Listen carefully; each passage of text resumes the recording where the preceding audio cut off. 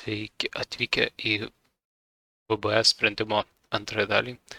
Ir šitoj daly pabaigsim visas užduotis nuo 21 iki 27. Teikime su 21. Apskritimo centras yra trapecijos ABCD, BC statme BC lygiai gretu AD, įsižainės AC vidurio taškas O, trapecijos viršūnės ABC klauso apskritimui, o tiesė CD, kurioje yra šoninė trapecijos kraštinė, liečia apskritimą taške C. Apskritimo spindulio ilgis lygus 6 cm, o atkarpos CD ilgis yra 5 cm. Įrodykite, kad trikampiai ABC ir ACD yra panašus. Ir dabar lembu žiūrėjau į 1.1 ir 1.2.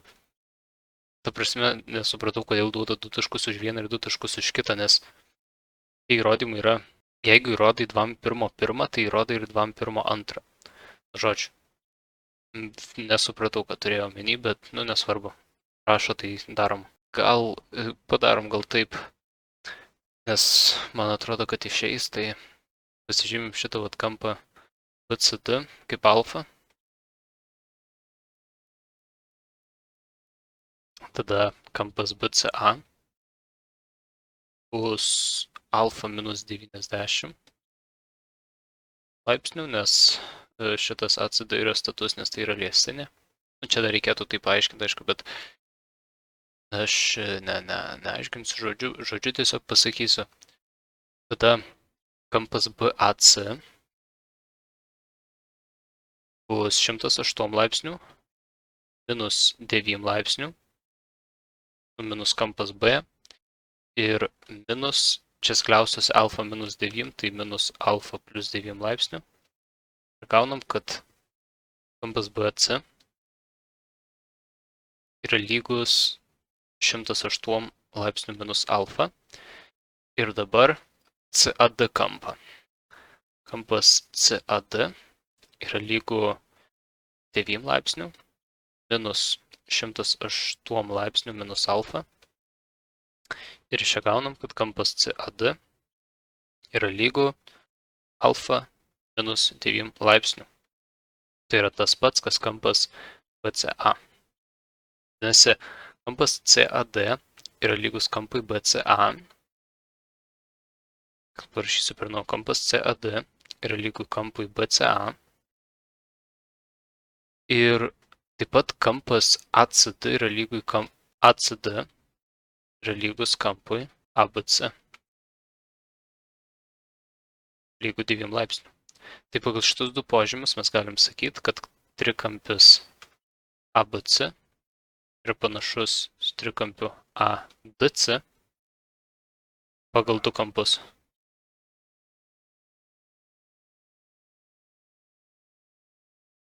Taip, tai dabar įrodėm. Ir 2.1 įrodykite, kad BAC yra lygu ADC. Tai kadangi aš dabar nerašysiu, aš tiesiog žodžiu pasakysiu, kadangi šitie trikampiai yra panašus, tai jų kampai yra vienodų dydžių. Tai jeigu kampas ACD ir ABC yra po 9 laipsnių, jie yra lygus, tada CAD ir BCA yra lygus, tai vadinasi BAC ir ADC taip pat bus lygus. Tai taip kažką parašyti trumpai ir turėtų tikrai būti gerai. 2.1.3 pagrįskite, kad trapecijos kraštinės AB ilgis yra 4,813. Reikia AB ilgį rasti. Dabar kaip galime tai padaryti, kadangi trikampiai yra panašus, tai aš čia truputį, šitą liniją nutrinsiu, kad būtų aiškiai vietos. Kadangi šitie trikampiai yra panašus, tai CD sutinka su AB, taip kaip AD sutinka su AC.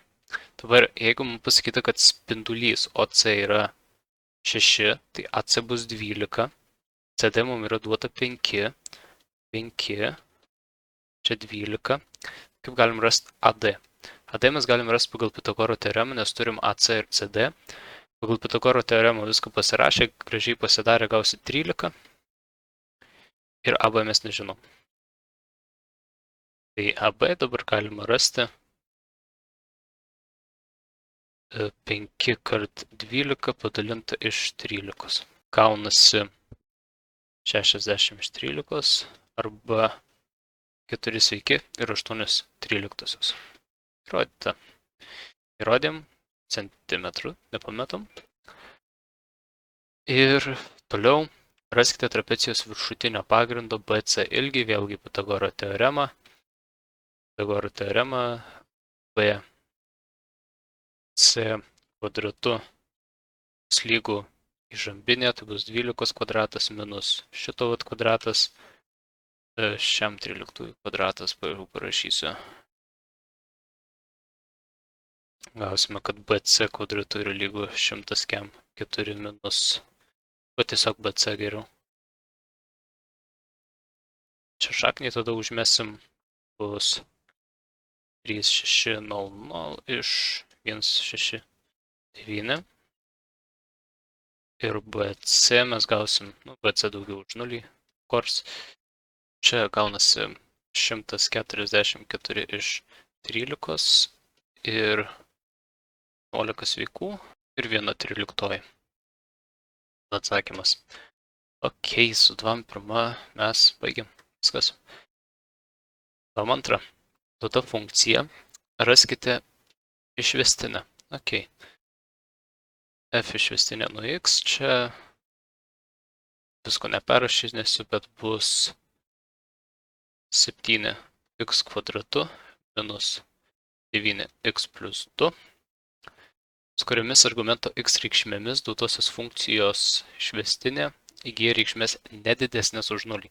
Nedidesnės tai reiškia, kad 7x kvadratu minus 9x plus 2 yra mažiau lygu 0. Diskriminanto pagalba gausim d lygu 81 minus 56, tai gaunam gražiai 25, šaknis traukiasi, gaunasi 5. Ir sprendiniai x gaunasi 9 minus 5 iš 14, tai 2/7 ir 9 plus 5 iš 14 gaunasi 1. Tai dabar išsiskaidė, turim 7, x minus 1 2/7 mažiau lygu 0. Pasižymėm 2/7 ir 1, jei statom reikšmę didesnį už 1, gaunam pliusą, tačiau minusas pliusas, gaunam, kad f išvestinė nuo x mažiau lygu 0, kai x intervalas nuo 2/7 iki 1. Toliau, raskite duotosios funkcijos y lygu f nuo x ekstremumo taškus. Tai mes juos jau radom, nes ekstremumo taškai tai yra tada, kai funkcijos išvestinė lygi 0. Ir mes va čia gražiai ir įsisprendėm, tai gaunam prie 2/7 ir 1. Tai yra ekstremumo taškai. Ir raskite duotosios funkcijos reikšmių didėjimo ir mažėjimo intervalus, ką taip pat galim padaryti su gautom reikšmėm. Tokia lentelė galima greit. F išvestinė nuo x. F nuo x, pasižymime ekstremumo taškus 2/7 ir vienetas. Dabar žiūrim išvestinės reikšmės, kokios būna. Tai jeigu įsistatom, pavyzdžiui, 0, jeigu įsistatom 0, tada gaunam 2. Tai čia bus plius. Toliau, jeigu įsistatom šitam intervale kažką, čia ir pagal šitą beje galima, kažkaip tik dabar pažiūrėjau, tai gauname minusą, čia gaunam minusą ir čia gaunam pliusą, vadinasi, iki čia va didėja, tada čia va mažėja, ir čia va didėja. Tai f nuo x didėja, kai x intervalas nuo minus begalybės iki 2/7 ir nuo 1 iki begalybės, o f nuo x mažėja, kai x intervalas nuo 2/7 iki 1. Viskas padaryta. Taip, dabar turim 23 darbo uždavinį. Į baseiną įvesti 2 vamzdžiai, kuriais įleidžiamas vanduo. Žinoma, kad vienu vamzdžiu baseinas pripildomas 2 valandom ilgiau, kitu 4 valandoms pusė ilgiau negu jį pripildo abu vamzdžiai. Daryti vienu metu. Ir kiek laiko pripildytas baseinas eiti darysime vienu metu abu vamzdžius. Tai darbą jie atlieka kiek? Vieną darbą. Tai abu vamzdžiai kartu našumas bus vienas iš T. Tai pasižymim kaip laiką, per kurį pripildom. Ir jis bus lygus sudėt dviejų našumų. Vienas padalinta, pirmas vamzdis ilgiau, tai T plus 2, plus kitas 4,5, tai bus vienas iš T plus 4,5. Ir dabar iš šito tiesiog sprendžiamės lygtį. Jeigu dauginam viską iš T, gaunam T padalinta iš T plus 2, plus T iš T plus 4,5 lygu A. Dabar su bendravardiklintam turėsim T plus 2, T plus 4,5. Šui turėsim T kvadratu plus 4,5 T plus T kvadratu plus 2T ir dar tas vienas atsikelia. Tai bus, gausis minus T kvadratu 4,5 T minus 2T ir lygu 0. Turim dabar T kvadratu atsiprasina, gaunasi T kvadratu. Čia susideda ir to atsijama. Tiesiog T lygu 0. Ir šitą, žinoma, galima išspręsti T minus 3, T plus 3 lygu 0. Gaunam T lygu plus minus 3, bet minus 3 negali būti, nes T 0. Gaunam, kad T lygu 3. Ir dar ko mūsų prašė čia, kiek laiko jei darysime du abu vamzdžius, tai turėtų gautis 3 valandos. 24 užduotis, čia S. Ciklingos keturkampės piramidės SABCD pagrindo ABCD kraštinės ilgis lygus 10 cm, aukštuma lygiagreti piramidės pagrindui ABCD. Piramidės briaunas kerta taškuose A1, B1, C1, 1, aukštinė SO taške O1, gautų pjūvio A1, B1, C1, C1, plotas yra 16 cm, žinoma, kad O1 yra 2 cm ir apskaičiuoti tūrį visas šitas piramidės. Pradžiai piramidės tūrio formulė yra 1/3 kart S pagrindo kart pasižymėsiu didžiąją H. Mums reikės dirbti su šita ir taip pat būtinai su nuopjovos formulė. Piramidės nuopjovos formulė B nuopjovos yra lygu 1/3 kart nuopjovos aukštis, tai O1, tas bus 24, ir tada padauginta iš S1 plus šaknis iš S1, S2 plus S2, kur S1 ir S2 yra šito pagrindo ir šito pagrindo plotai. Tai A1, B1, C1, D1 yra 16 kvadratinių centimetrų, kadangi tai yra ciklinga keturkampė piramidė. ABCD pagrindo kraštinės yra po 10, tai SB rašysiu, nes šitas pats yra 100 kvadratinių metrų. Iš čia galim rasti B pjovos, kas bus lygu 8 kart 100 plus 16, 116, tada jeigu sudauginsim plotus gausim 100 kart 16, kas yra 1600, ištrauk šaknį gausim kiam, mes gaunam 156 kart 8, 1148 kubinius centimetrus. Suprašo visos tūrio. Tai iš ko susidaro visos tūris? Tai bus V nuopjovos plus tos mažesnės, tai pasirašyti tiesiog V2. Šitos mažesnės piramidės tūris. Kam jisai bus lygus? V2 bus lygu 1/3 pagrindo plotas, kas čia bus 16 ir padauginta iš O1S. Jeigu visa H, kur mes pasižymėjom čia vat pačioj pradžioj, yra O1 plus O1S, tai 24 plus O1S, tai O1S yra tiesiog H minus 24.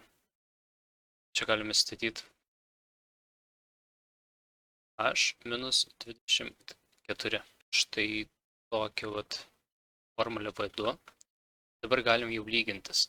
V viso yra lygų 1/3 viso pagrindo, tai 100 iš 3H ir tai yra lygu V nuopjovos, kas yra 1248 plus V2.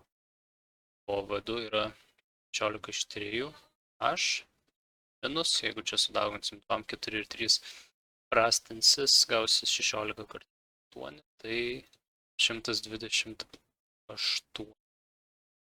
Va taip, nu ir iš čia gausim, kad jeigu skaičius H mesime į pusę, gausim 84 iš 3H yra lygu 1120.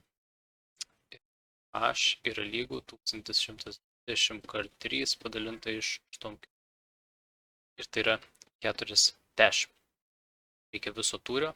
Dabar galim tiesiog įsistatyti, kad viso yra 100 kart H, kurį ką tik radom 40, padalinta iš 3.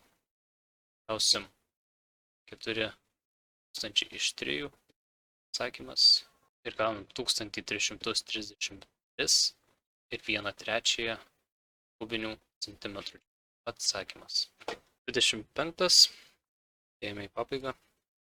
Į kvadratą ABCD, kurio kraštinės ilgis yra 8, įbrėžtas kitas kvadratas KLMN, taip kad taškai KLM ir N priklauso kvadrato ABCD kraštinėms. Skaičiuokite kvadrato ABCD perimetro ir ploto santykį. Čia labai nesunku. 8 kart 4, plotas bus 2, perimetro ir ploto santykis 8 kart 4 kart 8, 8 tai įsiprastina, 1/2, vadinasi, santykis yra 1/2, arba galima dar užrašyti, kad sutinka V su S su pažymėję atkarpos MD ilgį X, pagrįskite, kad kvadrato KLMN plotas kaip kintamoji X funkcija išreiškiamas formulė ir duota formulė. Matom, kad MD lygu X, visas šitas atstumas yra 8, ADB irgi yra čia 8, ane? Tai kadangi jis nebūtinai čia yra vienodai ilgiai ND ir MD, tai kaip galima įsireikšti? ND galime įsireikšti AN čia bus X, nes priešingi, tai čia bus jie visur X-ai. Tai jeigu AD yra 8, tai ND galime įsireikšti kaip 8 minus X. Tada šitą va trikampį NDM, NM kraštinę galim suskaičiuoti. NM kvadratu bus lygu 8 minus X kvadratu plus X kvadratu.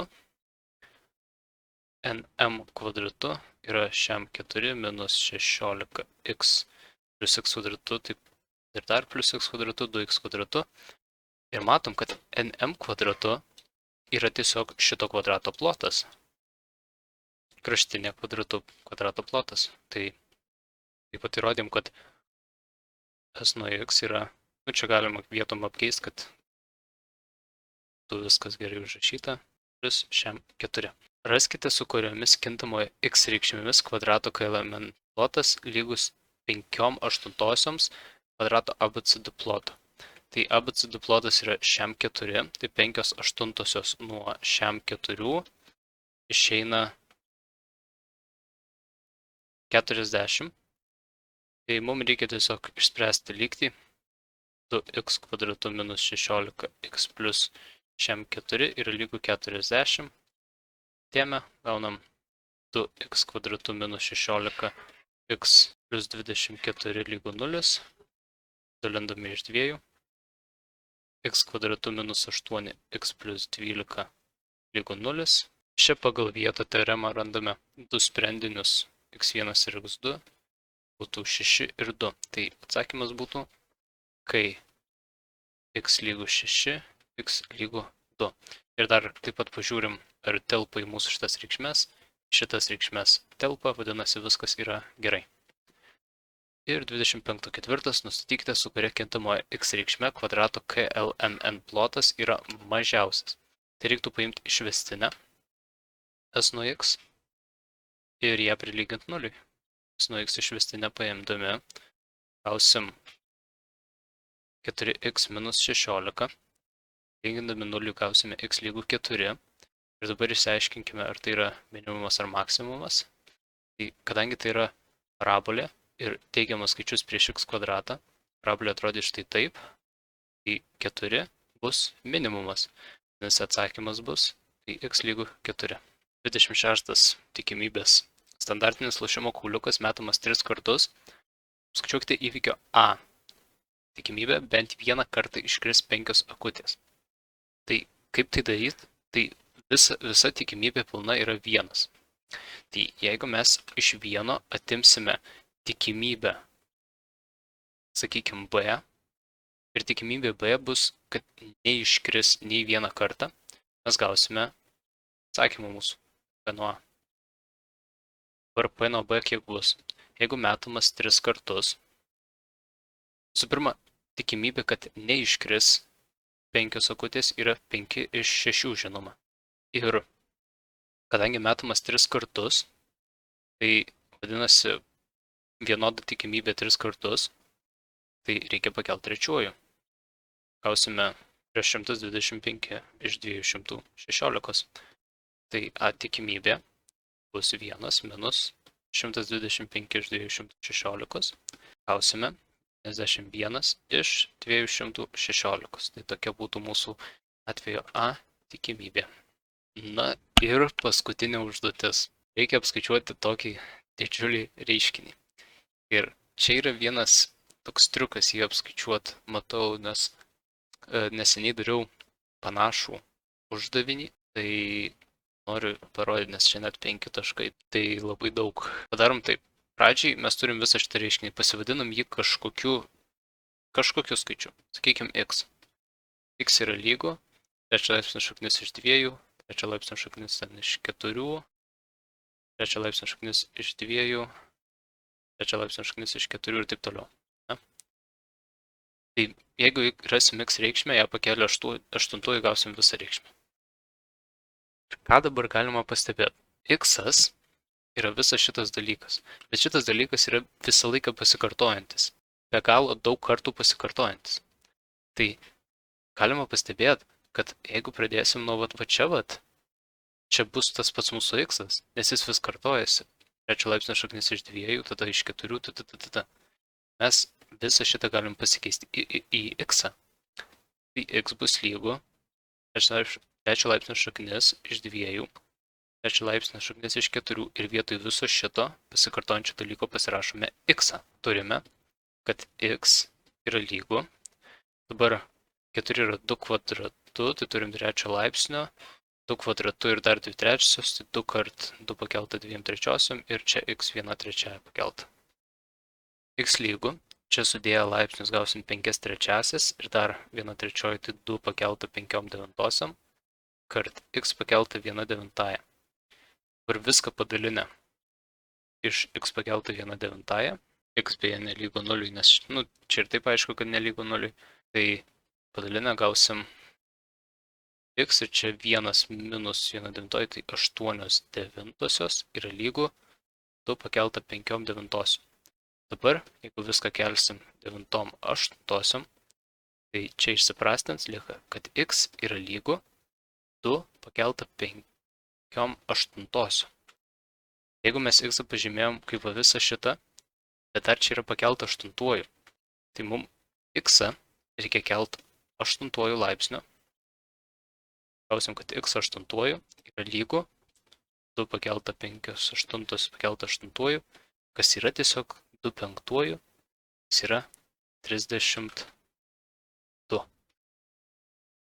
Labai patiko man šitas uždavinys. Toks skirtumas tarp 100 ir ne 100. Geras tikrai. Viskas. Tai nežinau, ar viską gerai sprendžiau, nes sakau, atsakymų neturėjau, bet man atrodo, kad plius minus dauguma tikrai yra gerai, aš ten dėl poros dalykų gal nelabai esu tikras, bet jo, tikiuosi, kad čia buvo matematikos VB 100 per net ne valandą, jam 5 minutės kokias.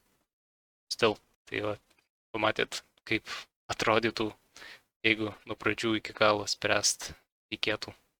Ir, aišku, tos 3 valandas aš gripiškai greičiau dariau, neperaiškindamas galbūt dalykų, nes, galima visada sustabdyti, grįžti į ką pačiam pabandyti.